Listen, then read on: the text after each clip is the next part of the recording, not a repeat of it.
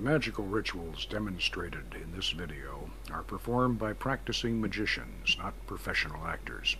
These rites were recorded inside an actual magical temple, not on a Hollywood soundstage. The techniques shown are authentic and very effective. Viewers are warned against casual experimentation with these methods. Mind-altering substances should never be used in connection with this practice. Only mature persons in good mental and physical health should undertake these activities. This system should be approached with the same respect one would accord to a full-contact martial art.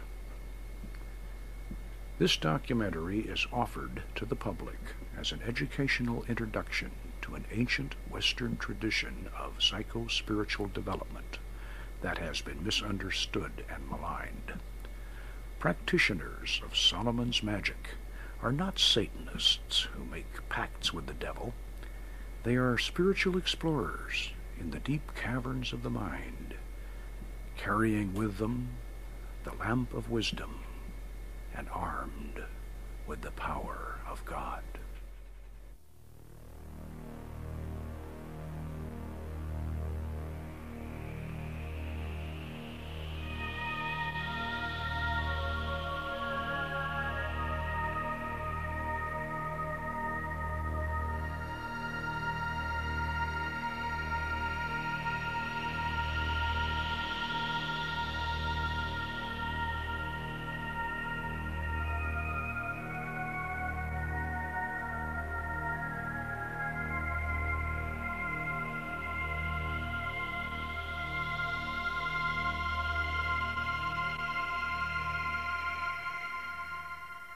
These be the 72 mighty kings and princes which King Solomon commanded into a vessel of brass, together with their legions.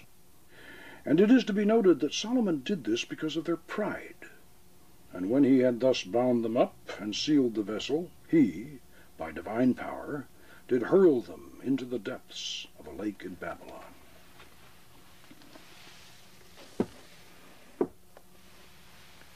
I'm Poke Runyon. I'm a cultural anthropologist and a ceremonial magician. For the past 25 years, I've been studying and practicing our own culture's unique and powerful form of shamanism, while other anthropologists have completely ignored it. I've been fortunate enough to rediscover and reconstruct the actual techniques of ancient Western ceremonial magic. In this video documentary, we're going to take you along on an expedition to a strange world, in many ways more mysterious than the upper reaches of the Amazon, but a lot closer to home. For the very first time, we're going to show you the actual methods by which wizards and warlocks of olden times invoked holy angels and evoked lesser spirits to visible appearance and even had conversations with them. What you're going to see is real. These techniques are just as effective today as they were 1,000 years ago. These methods have nothing to do with mind-altering drugs, and you don't even need any special psychic talent. These are the secrets of a lost art that anyone with imagination and determination can master. My personal magical adventure started back in 1969. At that time, I was a reclusive bachelor eking out a living writing pulp fiction for paperbacks and men's magazines. After years of pounding a typewriter while chain-smoking and constantly drinking coffee, my chronic indigestion finally turned into gut-wrenching stomach pains. The condition was misdiagnosed as an ulcer. Now, at that time, ulcers were thought to be psychosomatic, so being a macho former Green Beret, I wasn't about to become Casper and have to eat milquetoast. No sissy neurotic disease like an ulcer was going to change my lifestyle. So I set out to heal myself through mastering self-hypnosis. In desperation, I learned the art quickly and was able to suppress the pain. But then it would come back, and it would be even worse. and I took myself about as deep into trance as anyone has ever gone, but I could not heal that ulcer, because, as the doctors finally discovered when I was almost dead, I was carrying within me a gallbladder that had turned to solid rock. In the latter stages of my illness, I was in a state that I now realize was a toxic psychosis. In my desperate attempt to cure myself, I had gone beyond self-hypnosis into the study of Tibetan tantric yoga, and finally to what was at that time the least known and most forbidden of all the spiritual paths, Western ritual magic. I had been studying books about Western ceremonial magic, and even the old grimoires themselves, the medieval Key of Solomon, and the more notorious Goetia of the Lemegeton, the so-called Lesser Key, which catalogued and described the 72 genii of the Arabian Nights that old King Solomon had imprisoned in a fabulous brass vessel. In my irrational state, I was totally convinced that there was a hidden truth behind this fantastic story. Like Aladdin's wonderful lamp or Ali Baba's open sesame, there was a secret key to calling up those mighty princes of the jinn that Solomon had imprisoned so long ago, and I was determined to find it. I studied the writings of the ancient and modern magicians. They had filled their books with the most detailed instructions on how to build, inscribe, and decorate all the necessary equipment, all the signatures of the spirits, and even the hours during which to summon them. Conjurations and names of power were all set forth, complete and ready to recite. Hear me, and make all spirits subject unto me, so that every spirit of the firmament and of the aether, upon the earth and under the earth, on dry land and in the waters, of whirling air and of rushing fire, and every spell and scourge of God may be obedient unto me. Wonderful, powerful. All you have to do is recite it aloud, and you can feel the hairs start to rise on the back of your neck. But where, how, and in what form are these spirits we're summoning supposed to appear?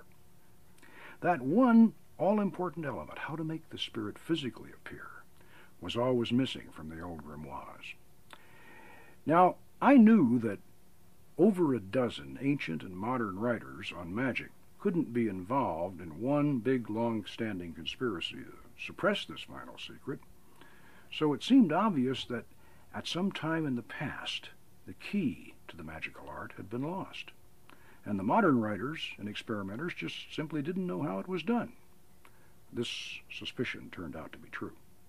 Turn of the last century, the famous, or if you prefer infamous, magician Aleister Crowley had tried to conjure one of the Lemegeton's Goetia demons out of incense smoke, and, not surprisingly, he had very little success after a great deal of effort. This did not surprise me. Trying to form an image or commanding a spirit to produce an image out of curling, twisting smoke was more of an experiment in telekinesis than a vision from beyond. Aleister Crowley did not possess the secret technique, but he certainly understood the philosophy. He stated clearly in his 1904 edition of the Goetia of the Lemegeton that the spirits of Solomon's brass vessel are portions of the human brain. Even though I might have been temporarily insane at the time, I had lost none of my intellect. I knew that magical visions were certainly hypnotic. In this respect, Crowley had been absolutely right.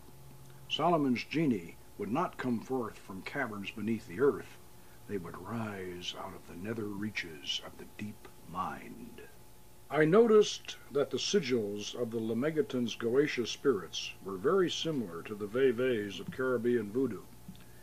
I had done extensive research on voodoo for one of my adventure novels published in 1967.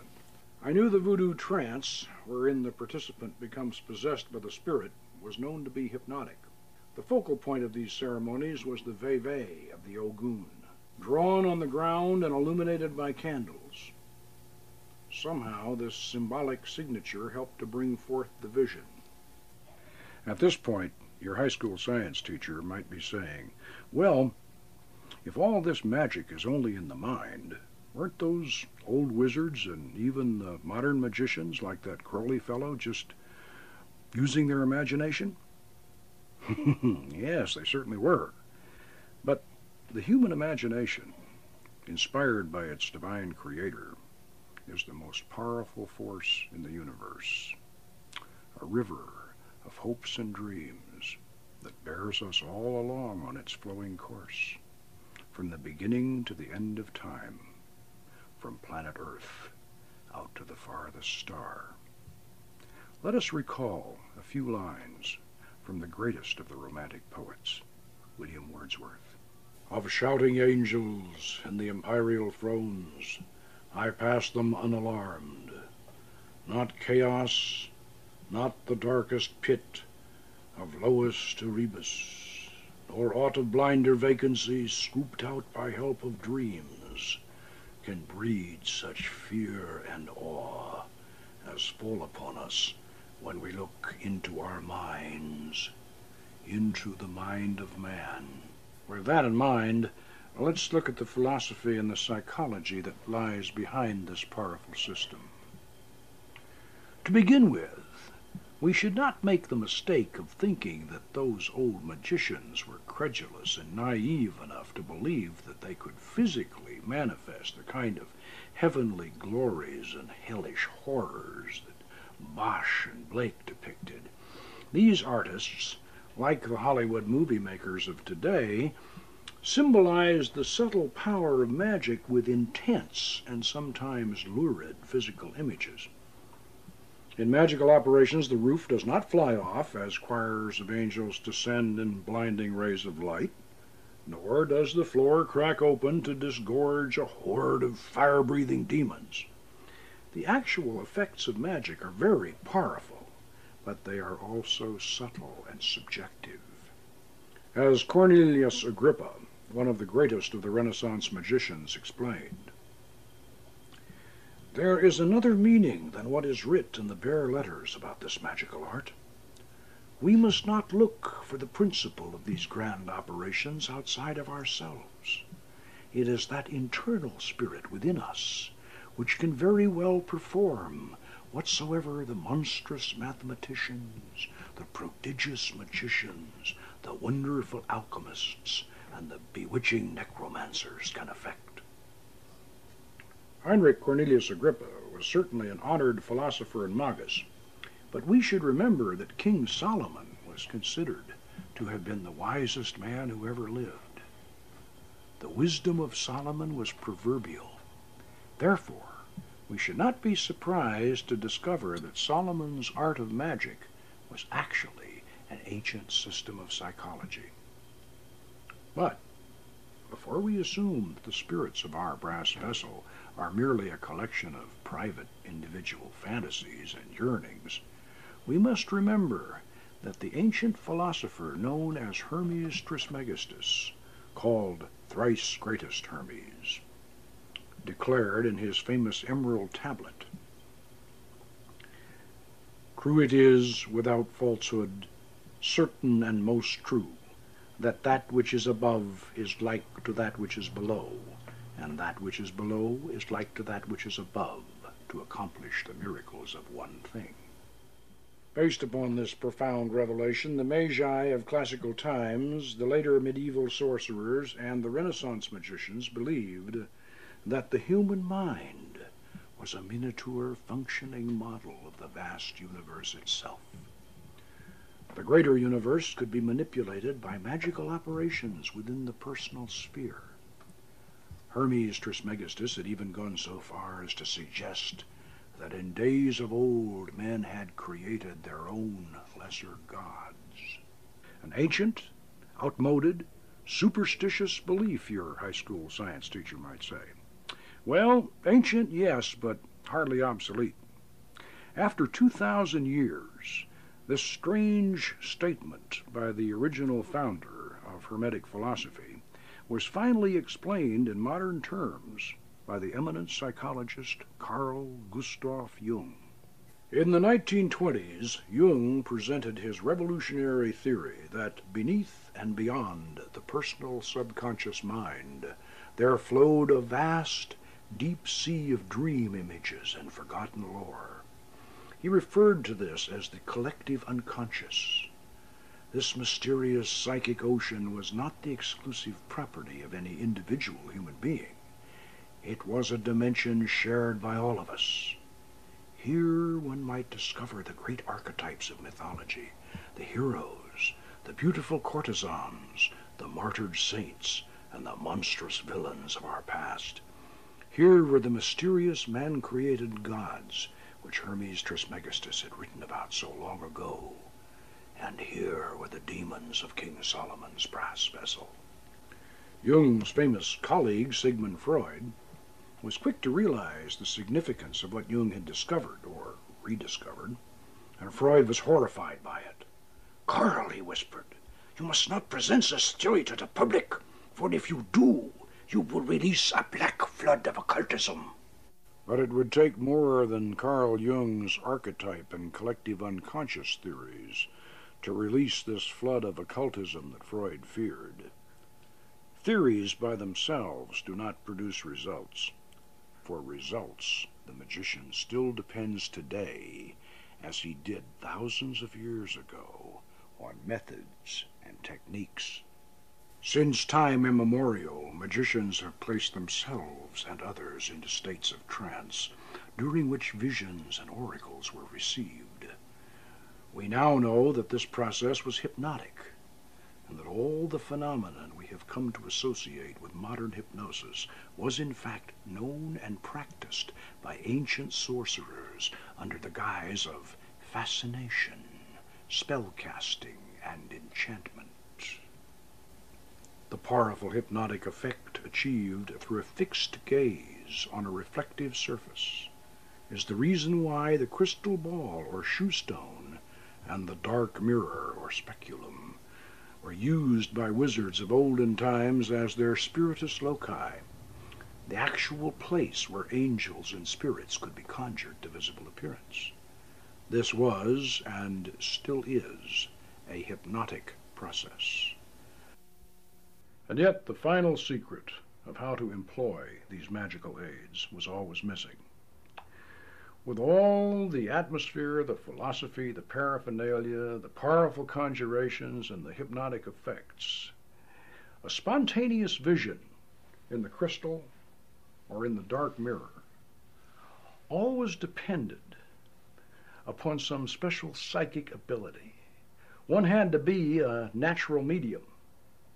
And for all my toxic fever dreams and my hypnotic experiments, I had certainly become a mystic, but not a clairvoyant.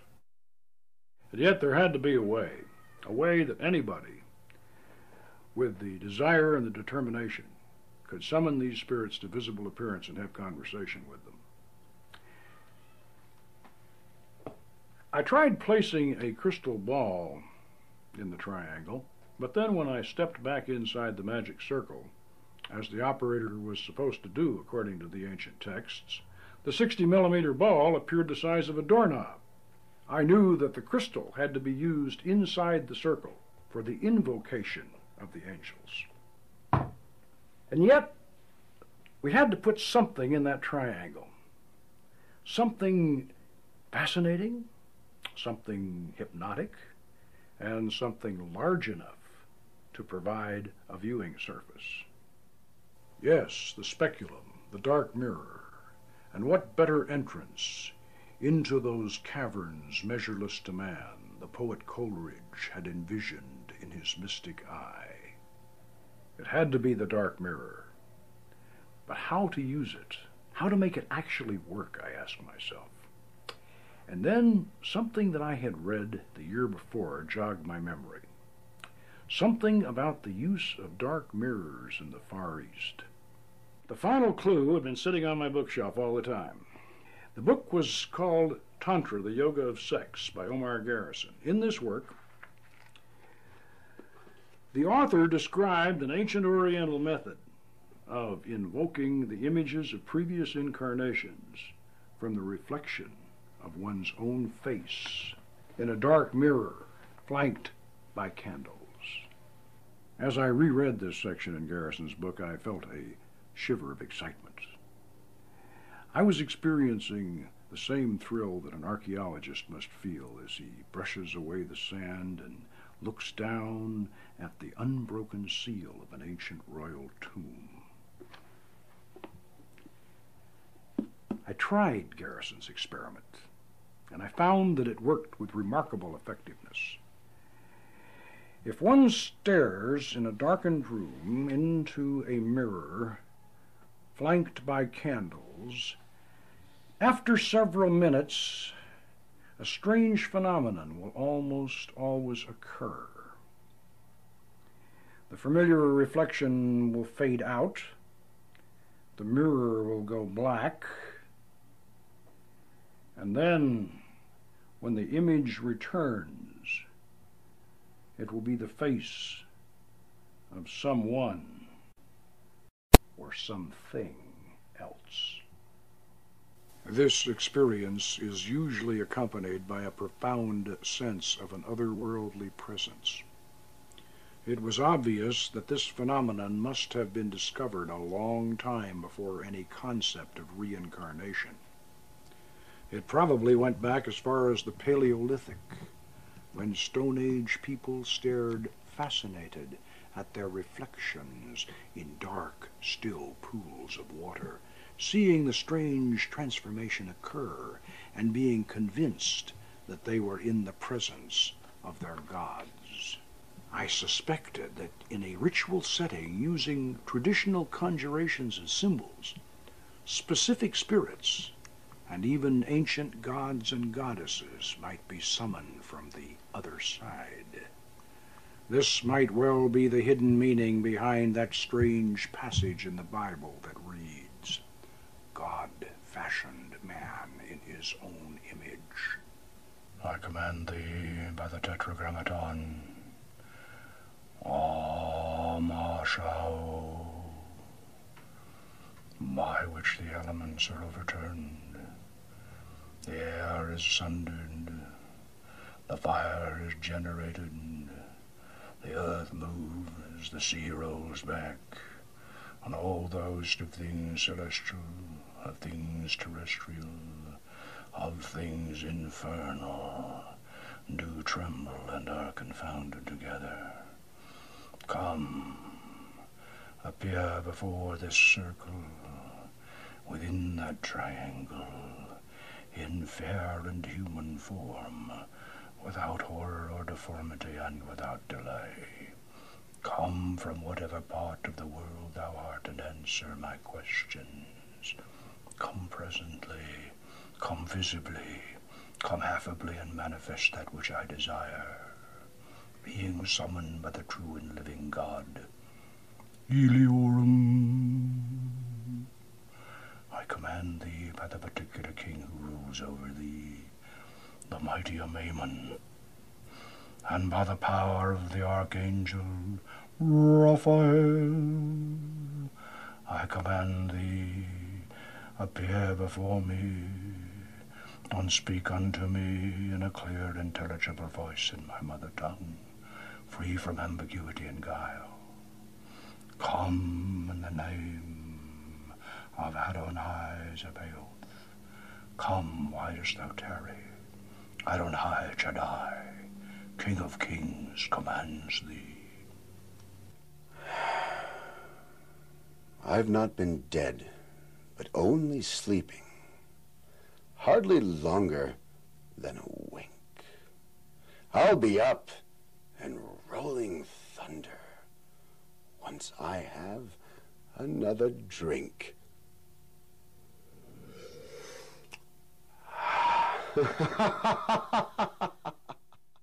After this discovery, the use of the magic mirror in an elevated triangle seemed obvious. This 17th century Lemegeton manuscript clearly shows a large, black-filled circle in the center of Solomon's triangle. Notice that the instructions written around the triangle say 2 foot off from the circle and 3 foot over, not 3 foot across as the published version has it. The triangle was intended to be raised up to eye level, and this drawing from a 16th century manuscript by the mysterious Dr. Thomas Rudd shows a mirror on a stand with Solomon's secret seal from the Goetia of the Lemegeton clearly depicted on the reverse side, exactly like my original setup. We know that polished obsidian mirrors were used in the Neolithic Middle Eastern city of Khatal Hayuk as far back as 9,000 years ago, before the Great Flood. And later, in the time of Solomon, the Egyptians and the Canaanites made mirrors of polished copper and of silver, metals attributed to the planet Venus and the moon. I extended my experiments to include others, and I soon discovered that it was even more effective if the magician stood behind a passive receiver who could then concentrate totally on the mirror. Under the power of the Archangel Uriel,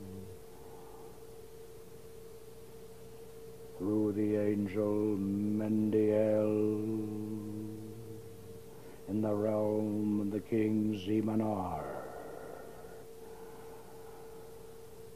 command thee by Barlamensis, Barliciensis, Almantia, Apollodosaidi. I am here. What do you desire of me? And so I had the secret. Like Dr. Frankenstein, I had learned how to do it. But even though I may have been just as obsessed as the fictional Victor Frankenstein, I didn't want to make his mistake. Before I opened the brass vessel and released these spirits into the world again, I wanted to fully understand the philosophical and spiritual significance of a system that had been such a closely guarded secret for so many thousands of years. I had to ask myself, was it possible that there were slumbering demons in our past that, as the late Howard Phillips Lovecraft had suggested, might better be left unawakened? How had the beautiful goddess Astarte and her handsome consort, Prince Baal, the thunder god, been transformed into demons in the medieval books of black magic? Well, I found the answers to these questions in the mysterious, long-lost biblical Book of Enoch. In those mythical prehistoric times before the Great Flood, the Book of Enoch tells of a war in heaven in which God and his loyal host of angels, led by the Archangel Michael, were arrayed against a horde of rebellious angels who had lusted after the daughters of men and had descended to earth, where they were breeding a race of giants and were teaching humans the forbidden secrets of sorcery and magic. The Book of Enoch goes on to relate that the four great archangels, Michael, Raphael, Gabriel, and Uriel, came down and imprisoned these fallen angels at the four corners of the earth, where they became known as the Watchers. Jewish, Christian, and Islamic theologies retained the traditional loyal angels of heaven, especially those four great beings who rule the quarters of the universe, Raphael, Michael, Gabriel, and Uriel. But they had no place for the gods and goddesses of the ancient pagan religions they had conquered. And so the rabbis, the priests, and the imams practiced a sleight of hand trick and reclassified the homeless but not forgotten pagan deities as those same fallen angels who were already chained in deep pits at the ends of the earth. Thus, their greatest rival, the Canaanite thunder god Prince Baal, became the demon Baal, first among the ranks of the fallen, who was said to appear as a cat, a toad, or a man, or all three at once, and to grant the power of invisibility. Prince Baal's beautiful consort, the goddess Astarte, queen of heaven and mistress of the temple of love, was transformed into the demon Astaroth, described as a hurtful angel with bad breath, but who, when summoned, would reveal the true history of the fallen angel, and she certainly has fulfilled that promise. This prehistoric myth of the fallen angels laid the foundation for a Middle Eastern legend about the biblical King Solomon, who was said to have been the greatest magician of ancient times. According to our legend, Solomon, armed with the power of God's holy angels, bound and sealed those 72 rebellious spirits, or genii, into the brass vessel, from which he called them forth to do his bidding, even to assist him in building the great and holy temple at Jerusalem. But can our fantastic legend have any truth behind it? Are we really seeing these ancient gods and goddesses who became the fallen angels in the dark mirror in our magic triangle? Are the strange voices that speak through our lips during the magical channeling process really coming from these deities and demons of the dim past? Have we actually opened that lost portal between the worlds? And if so, can these powerful genii be commanded to reveal hidden knowledge and accomplish wonderful things? Well, the only way you're going to know for certain is to look into the dark mirror yourself. But I warn you, unless you take Solomon's magic very seriously, you should have nothing to do with these experiments. This ancient art is not a party game or a Halloween prank. There is no place in the magic circle for the dabbler or the thrill seeker. Every aspect of this system, spiritual, psychological, and technical, must be thoroughly understood before these experiments are undertaken. Like knights of olden times, magicians must be trained, armed, and armored before they go on a quest into the spirit realm. First, you should know that the magic circle is your philosophical fortress when you open the gateway between the worlds. It represents the perfect circle of the vast universe and the unbroken boundary of your own being, which are one and the same when you practice Solomon's art. As above, so below. As within, so without. You should know that even back in ancient times, the triangle represented the philosophical first plane of manifestation. It acts as a cage, containing and restraining the spirits you evoke. For the moment, let us imagine that we are participating in the original act of creation, back at the dawn of time, out in the vast reaches of cosmic space. First, we will create just one point. Next, we, or God, will establish a second point and connect it to the first, so that we have a line. Then, when we plot our third point, we have our triangle, the first flat surface. Now, when we create point 4, we have the first solid. We have created a thing. And as long as we refrain from establishing point 5, setting our thing in motion, we will constrain our creation to remain in its position. We will keep our spirit within the triangle. Traditionally, the name of the Archangel Michael, the angel of power, was separated into 3 syllables, M-I-C-H-A-E-L, and written in the corners of the triangle, to add a visual emphasis to the symbolic geometry that bound the spirit. You must understand this concept thoroughly before you open Solomon's brass vessel and release the genie. It matters not whether you are a Christian, a Jew, a Muslim, or even a pagan. These archangels are very much a part of our Western tradition. They represent the positive forces that drive the engine of the universe and the love that holds it all together.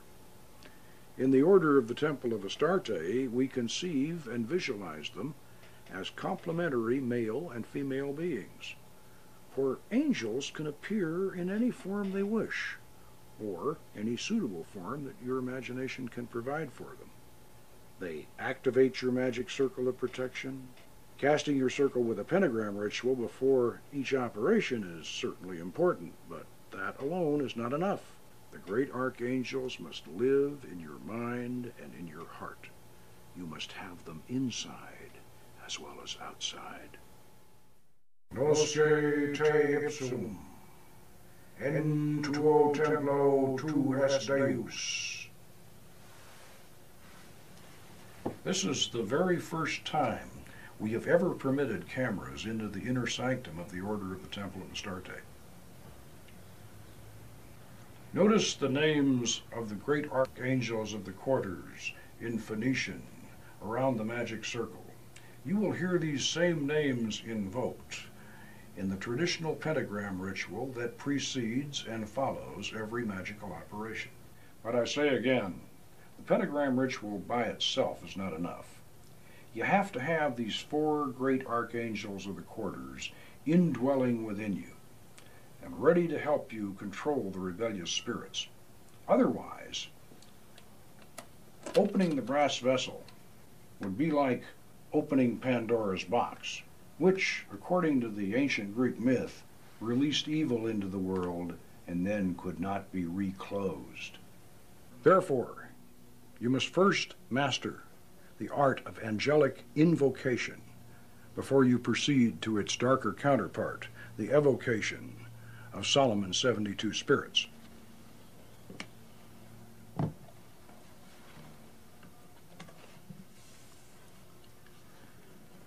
Along with the secret of the mirror in the triangle, the other crucially important element missing from the Goetia was the fact that the 72 spirits of the brass vessel had 72 direct counterparts in the holy angels of the Shemham Farash, or extended name of God. Now these derived or suffix angels are not as personified as the archangels of the quarters or the angels of the planetary spheres, but they do provide a direct channel of power through which the four archangels of the quarters control each and every one of the spirits of the brass vessel.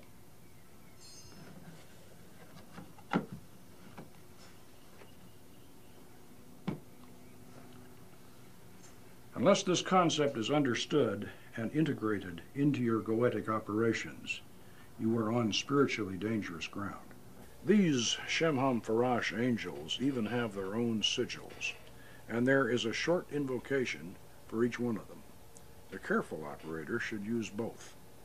And before anyone in the Order of the Temple of Astarte is allowed to participate in Goetic operations, we insist that they experience a series of 4 archangelic invocations. So how do we invoke the archangels?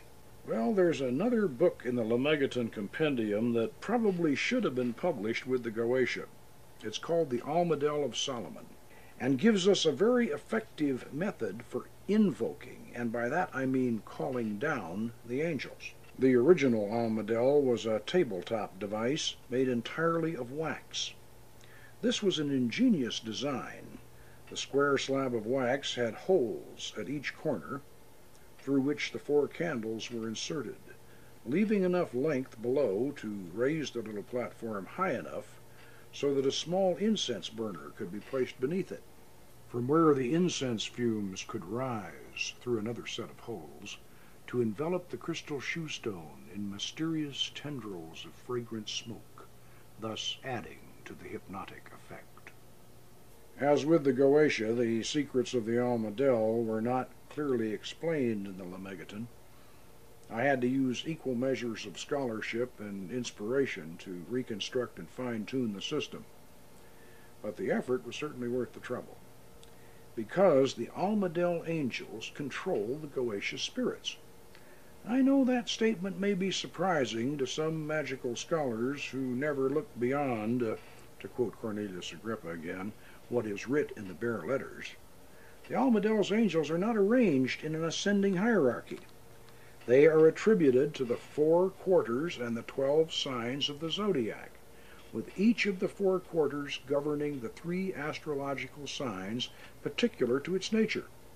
In other words, the signs of air, fire, water, and earth, which we know are governed by the four great archangels of the quarters, Raphael, Michael, Gabriel, and Uriel. Realizing this, we can simply disregard the late 17th century hodgepodge of garbled angelic names the Lemegeton's scribe has attributed to these altitudes, and thus restore the Almadel system to its full power and purpose, as shown here in our master mandala.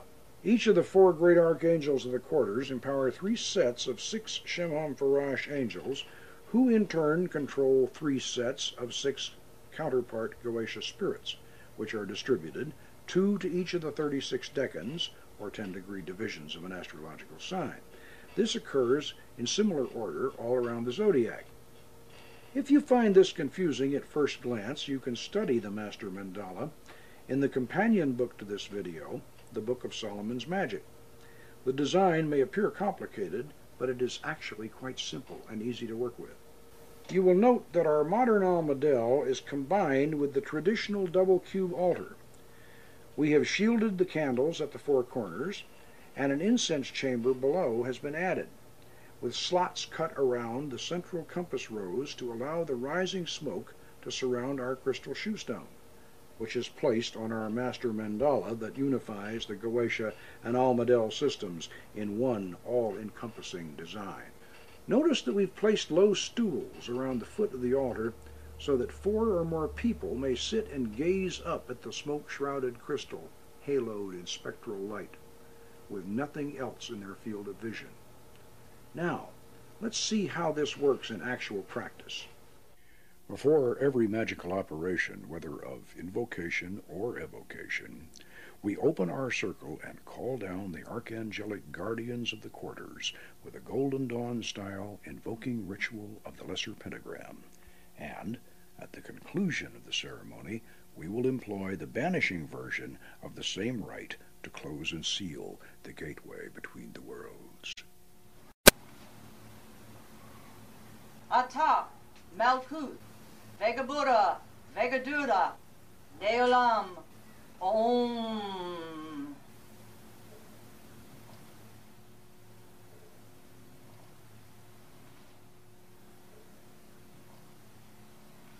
Amasha O.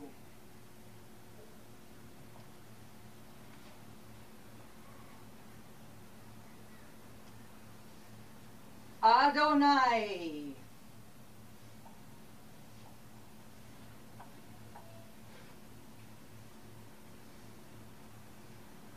Ahea.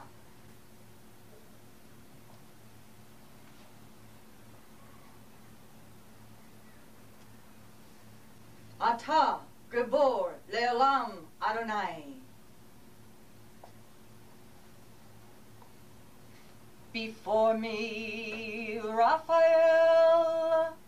Behind me, Gabriel. At my right hand, Michael. At my left hand, Uriel. Around us flame the pentagrams. Above us shines the 6-rayed star. Ata, Malkuth, Vegabura, Vegadula, Leolam, Om. We call thee, great Archangel Raphael, in the name of Tetragrammaton, Amashao. Come to us, O guardian of the eastern quadrant, master teacher, loving healer, wielder of the sword of truth, and Lord of the aerial realm. Come, we beseech thy presence here upon this holy table. Shine forth from this pellucid crystal. Grant us a glimpse of thy glory and a whisper of thy wisdom. Raphael, Raphael, Raphael, Raphael, Raphael. As the soft chanting continues, each person around the circle will invoke in his or her turn until the altar top is haloed with an electric blue aura of astral energy, shot through with golden rays of light. Then you know you are on holy ground, and the angel may speak through any one of you. You may not see Raphael in the crystal, but you will certainly sense his presence. You will feel his power, and his voice will speak within you. Until you have made such a connection and established such a bond with all four of the archangels, you must not venture further into the darker realms of Solomon's magic. Great Archangel Michael, guardian of the southern quadrant, master of the sacred lands, warrior and defender, lord of the realm of fire, come, grant us a measure of thy power and a warning of any dangers that might lie before us. Great Archangel Gabriel, guardian of the western quadrant, lady of the waters and mistress of the Holy Grail, quicken within us the faculties of sympathy and of intuition. Grant us a glimpse of thy mystic grace and an oracle from thy vast dark ocean of understanding. Great Archangel Auriel, guardian of the northern quadrant, lady of the earth and mistress of the holy pantacle of art, bring us in harmony with nature's cycle and make fertile all our just desires. Bestow upon us thy love and lead us unto thy treasures. In the name of Adonai, Haaretz, Auriel, Auriel, Auriel,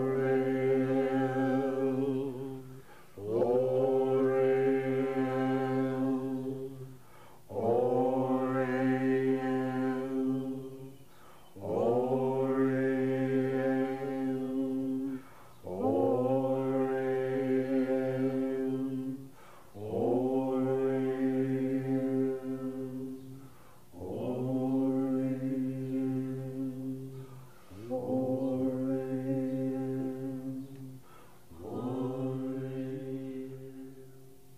Remember, you're invoking these angels, not evoking them. Evocation means bringing something out of yourself. Invocation's like praying. You're calling them down from above, you're inviting them to visit you, you're asking them for their help. So you shouldn't command them, and you certainly shouldn't banish them after the operation is over. You thank them, you ask them to come again, and you bid them hail and farewell.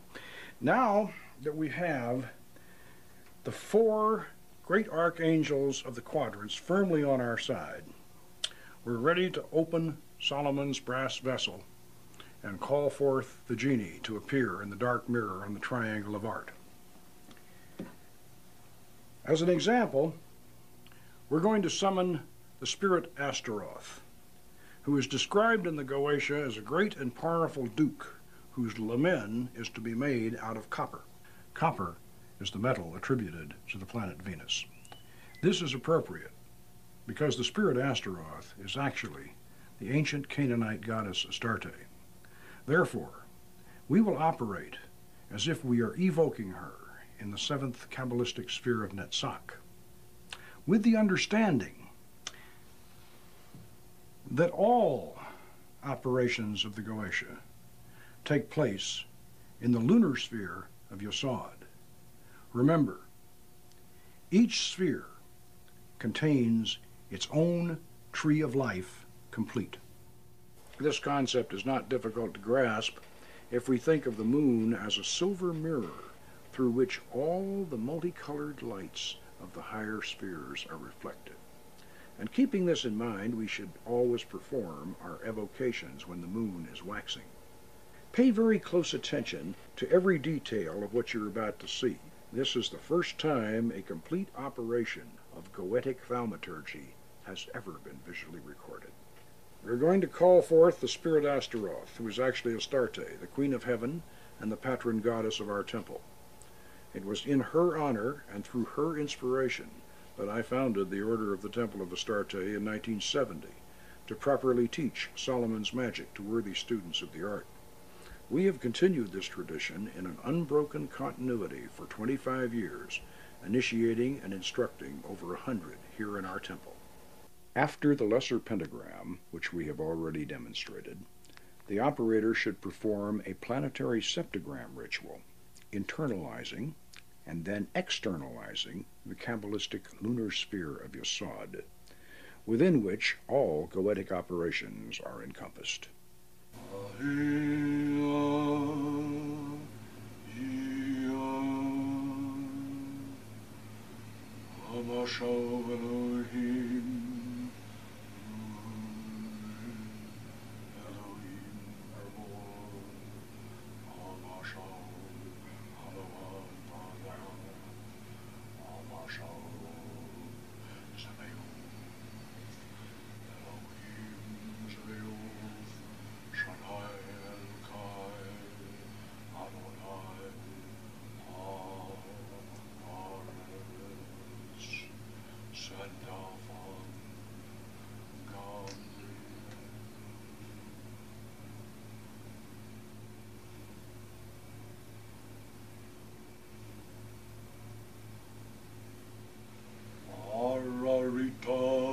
Shaddai El-Kai.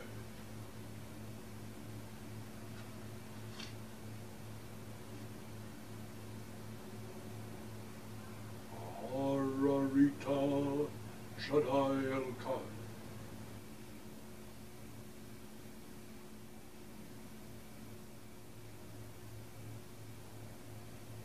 Ararita Shaddai El-Kai.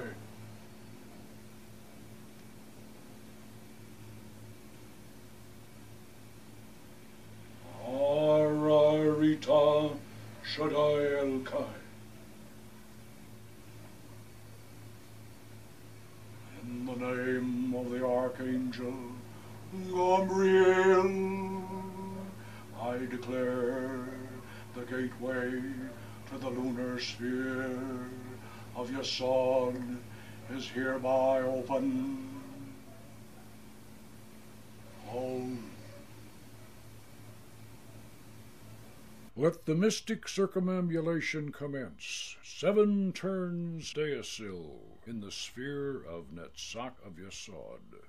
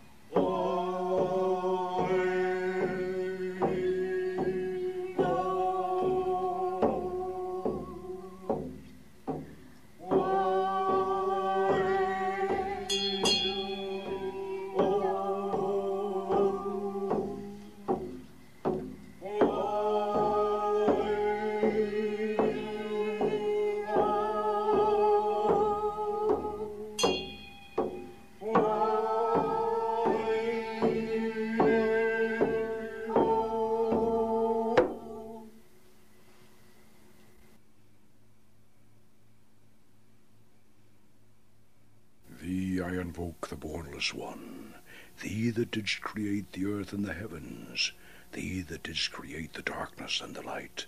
Thou art Osiris and Ophrys, Osiris the beautiful, whom no one hath seen at any time. Thou hast distinguished between the just and the unjust. Thou didst make the female and the male. Thou didst produce the seed and the fruit. Thou didst form us to love one another and to hate one another. I invoke thee, the terrible and invisible God who dwelleth in the void place of the Spirit. I am he, the bornless Spirit. I am he, the truth. I am he who hates that evil should be wrought in the world. I am he that brings the lightning and the thunder. I am he who showereth life upon the earth. I am he, the grace of the world. The heart girt with the serpent is my name. Come thou forth and follow me, and make all spirits subject unto me, so that every spirit of the firmament and of the aether, upon the earth and under the earth, on dry land or in the water, of whirling air or of rushing fire, and every spell and scourge of God may be obedient unto me. Domini delixi decorum Dominus Tue, et locum habitationis gloria Tue, Mendiel.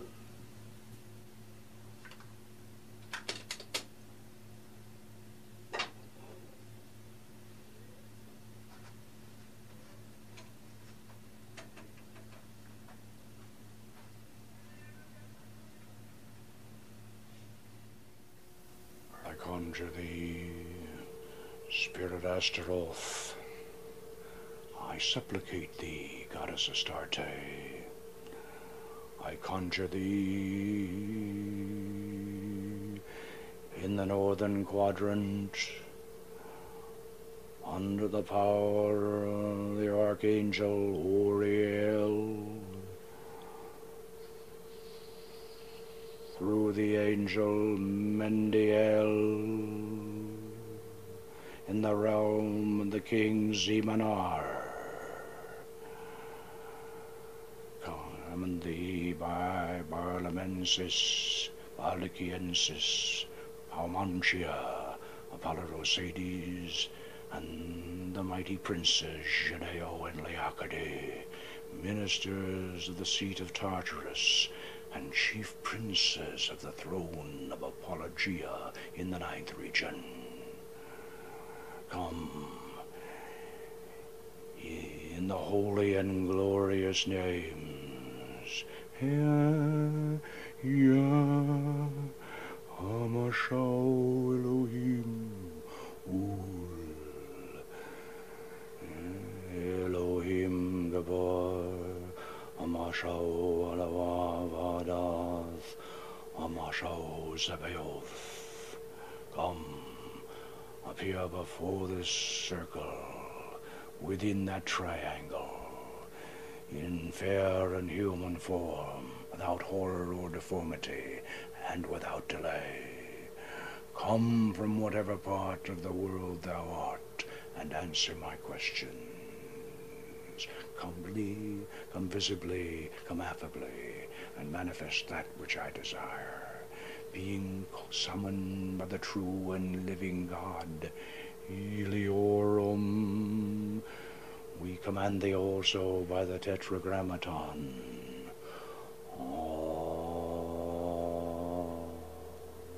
Ma, Sha, O.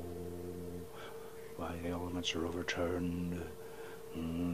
This air is sundered, sea rolls back, and the fire is generated, and the earth moves, and all the host of things celestial, of things terrestrial, of things infernal, do tremble and are confounded together. Come, appear before us affably, and speak unto us in a clear, intelligible voice in our mother tongue, free from ambiguity and guile. Come in the name of Adonai Zebaoth. Come, why dost thou tarry? Adonai Shaddai, King of Kings, commands thee.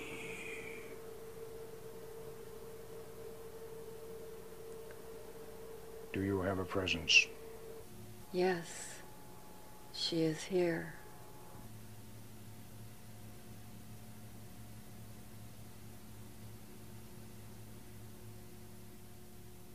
We welcome you, Goddess Astarte. We apologize for summoning you with such strong incantations, but we hasten to declare that we command only that portion of you that dwells within us. Your higher presence we hold in true reverence and serve in all humility. Goddess, do you have an oracle for us? I have an oracle for all those who would seek me.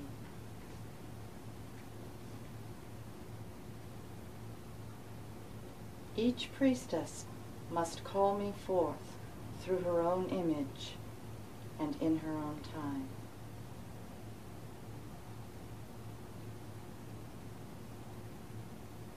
It is enough that you have opened the gates.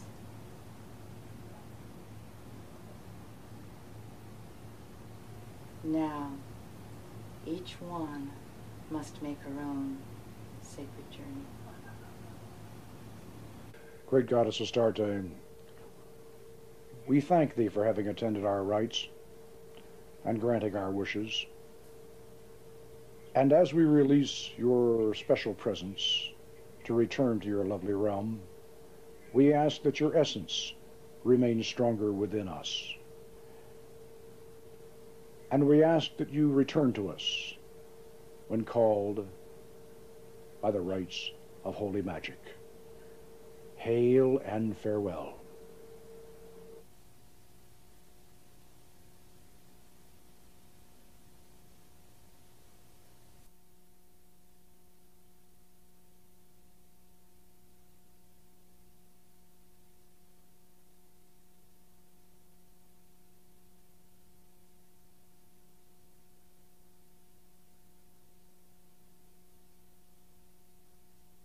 There are a few things I should mention about the ceremony you've just seen. If you demand the presence of a spirit who is actually an ancient god or a goddess, then you should apologize to them when they appear. Now the reason is this. Our ancestors transformed these ancient deities into demons and imprisoned them down in the brass vessel of the collective unconscious. Now, you can treat them like medieval demons. You can conjure them with powerful incantations. You can use the curse of chains, or you can torment them into coming by burning their sigils. But then how do you think they're going to treat you? Remember, they are part of you, just as you are a part of the universal mind which we all share. They appear from the collective unconscious through your reflection when you evoke them. And they return to the universal mind through your image when they depart. For this reason, you should treat even the lowest of their number with respect, and the gods and goddesses among them with veneration. And for this reason, you should never, under any circumstances, attempt to use this system of evocation to bring harm to any other person. Now, the reason for this should be obvious, but just to make sure you understand, this would be magically similar to calling up your enemy on the telephone and then detonating a hand grenade inside your phone booth instead of his. He may hear the explosion, but you're the one who's going to get blown up. Think about that. Recall the proverbial wisdom of Solomon. Remember that the genii of the brass vessel were charged with teaching us the arts and the sciences. Therefore, we should use Solomon's magic to grow in wisdom and understanding, We should use these secret methods to explore the inner realms of the astral plane and to experience the glories of the angels and the wonders of the spirit realm. If you use Solomon's magic in God's name and with a pure heart, you have nothing to fear, and others should have no reason to fear you.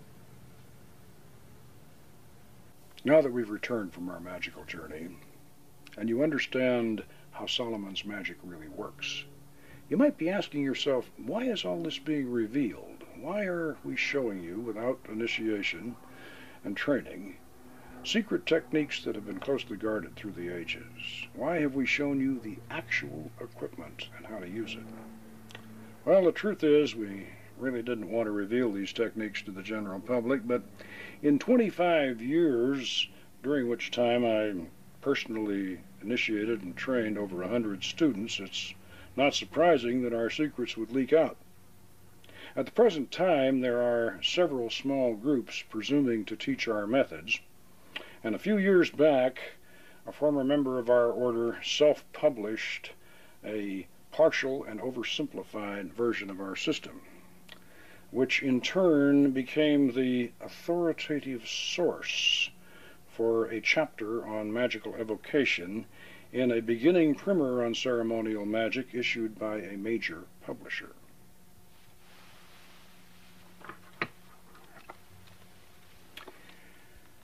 Recalling the magical misadventures of that world-famous mouse in Walt Disney's film Fantasia, we might say that these apprentice sorcerers have opened the brass vessel and let out all the spirits, which has compelled me to come down from my wizard's tower and show you how to get them all back in again.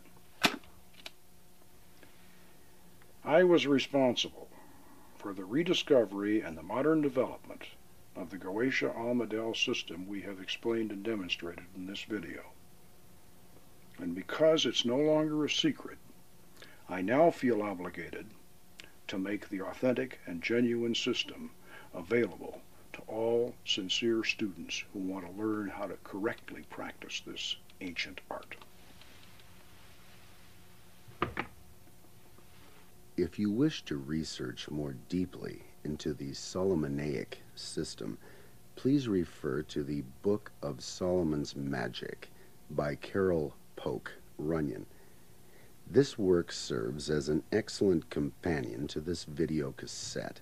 It provides illustrations and detailed instructions, enabling students to create their own temple equipment. Most importantly, this volume contains the Master Mandala, that is the essential key to the successful practice of this art.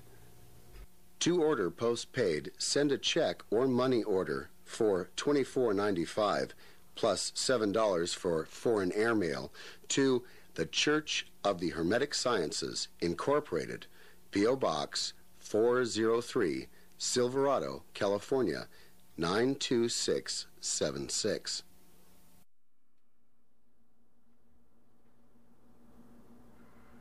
I'm Polk Runyon, and the year is 2003. We first released the Magic of Solomon video in VHS format in 1996. Since that date, it has sold thousands of copies. You have just seen the completely remastered, enhanced DVD version of this occult classic released for the 21st century. Now, before we show you the historic OTA footage that we promised, I should make a slight correction on a statement that I made in the original version. Now you'll recall that when we opened the temple sequence, I said, "This is the first time we have permitted cameras inside our temple." I should have qualified that statement because 24 years earlier, over in our Lake Avenue, Pasadena temple, one of our members shot film footage of early OTA operations.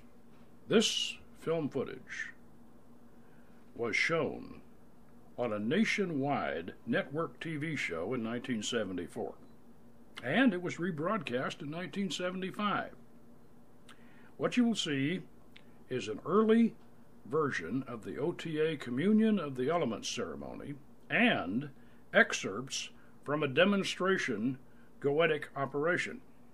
If you look closely, you will see the upright triangle with the dark mirror in the center, and in reverse you will see the seeress holding the evocation candles, while you see the magus, myself, behind her, intoning the conjuration and manipulating the wand. Watch closely. So Mr. Polk Runyon, who by day is a salesman, by night is Grand Master of the OTA, the Order of the Temple of Astarte. Am I saying that correct, Mr. Runyon? This is a pagan organization which has as its focus the study and practice of ceremonial magic. And Mr. Runyon has with him this evening a bit of film, I believe, which we'll be seeing a little bit later on. But before we show that, I'd like to ask Mr. Runyon first about the Temple of Astarte and ceremonial magic. Is it similar to what Isaac and Ed, I was almost going to say Fitch the Witch again, Ed had been talking about here for the first half hour? There are a lot of similarities. There are some differences. I think the main differences in it is that ceremonial magic is it has a biblical base. And when I say a biblical base, I don't mean that it's necessarily Christian or it's necessarily Jewish. What I mean is that it derives from a biblical mythology, so to speak. It also has something to do with the legend of Solomon containing the spirits in the brass bottle. You know, the Arabian Nights, the old Arabian Nights story? And the idea is, in ceremonial magic, is that one uses the names of power, the various names of God from the ancient Hebrew Kabbalah, to unlock this brass bottle and release these genies, so to speak. Now, actually, these genies are ancient pagan gods. Now, in our particular tradition, they're the gods of ancient Phoenicia or ancient Canaan, the gods of Mesopotamia, and the gods of Egypt. So we're a sort of a Middle Eastern Palestinian tradition, whereas the witchcraft cult is primarily drawing their mythology from Europe, from the Celtic and the Greek and the European tradition. Would turning wine into water be called ceremonial magic? No, I wouldn't call it ceremonial magic. I'd call it a good trick if you could do it. I'm told he did it. Now, let's take a look at this little bit of film, and maybe you can set up what we're going to see here. Right? This will be coming up in just a few seconds. This is... Right. What you're seeing here is an entrance circumambulation into the OTA temple. The members are coming in and preparing to receive the opening charges, which they'll be receiving as they open the lodge. Now, here is the high priestess opening the temple, and the lights of the lodge, of course, will be lit. This is a communion of the elements. This is a mass of 7 sacraments. You see the dagger and the cup that Ed was talking about there a little while ago. This is a tradition we share with the witchcraft cult. And this communion of the elements takes place around the magic circle, which we'll see in a little bit. The priest and the priestess here are sharing the elements of the communion between themselves before they administer it to the celebrants. Here she is holding the bread and the salt on the pentacle of earth. This is one of the 4 magical weapons. The priest, as you see, is holding the wand. These weapons in our tradition do relate to the Holy Grail legend. There is, of course, the wand, or there's the magic circle you see there, with the name of Raphael, I believe, is the angel we have in that eastern quadrant. The celebrants are going around the circle, deicil, or clockwise, and receiving each of these 4 elements. They will inhale the incense, and they'll take the bread and the salt, they'll drink the wine, and they'll pass their hands over the fire. So you see, this actually has 2 more essential elements. Just for the basis of comparison, could the magic circle be compared to a tabernacle or to a sanctuary of sorts within the temple? Not exactly. I think the better analogy, Tom, would be that it would be a representation of the universe itself. It represents, the circular aspect represents the universe itself, and of course the pentagram in the center of it represents man. You know, the six-pointed star is here. Now here we have an actual ceremonial magic operation. This is one of these operations where we summon a spirit from the brass bottle in the Arabian Nights. Now you see the Magus standing behind the receiver, and she is staring at the triangle of art. Magic is a hypnotic process, and a lot of people don't understand this. They think that that something's supposed to come down on a moonbeam or come up through a crack in the floor. That's not the case. Now you notice the Magus there wearing the sun cornet is manipulating the wand, but he's intoning a 300-year-old conjuration from the Lemegeton, or Lesser Key of Solomon. The receiver there, or the seeress, is holding the evocation candle, staring at the triangle of art. She is in a trance, and she will evoke one of these god forms from her deep mind, or her unconscious, if you will, and she will see it as an extra-personalized entity outside the circle. After what you've just seen, there can be no doubt that we were the original innovators and developers of the dark mirror facial reflection method of Solomon's Goetic evocation. Thank you for your continued interest and your support. Before we close, I'd like to call your attention to our other video production, The Dark Mirror of Magic, the Vassago Millennium Prophecy, which is now also available on an extended DVD version. This is a complete record of a Goetic operation in which a major prophecy for the new millennium was revealed and is already coming true. And finally, watch for the new, expanded, and revised second edition of the Book of Solomon's Magic, which is the essential companion volume to both of our video productions. Good magic, and Goddess bless. In closing, please remember that Solomon's Magic is a valid spiritual and philosophical art form. It is also a very powerful system of personal transformation that should not be misused. Anyone with neurological or psychological problems should consult a medical professional before undertaking these experiments. The Order of the Temple of Astarte does not train persons under the age of 18 in magical evocation. We recommend that this policy be followed by any person or group using the techniques we have demonstrated. This is not an activity for children or impressionable teenagers. The preceding documentary was introductory. The producers of this video may not be held responsible for any ill effects that might result from attempts to replicate these methods without further instructions and training. Aima Hanoga, Aima Malka, Ata Gibor Leolam. The work is finished. The temple is closed.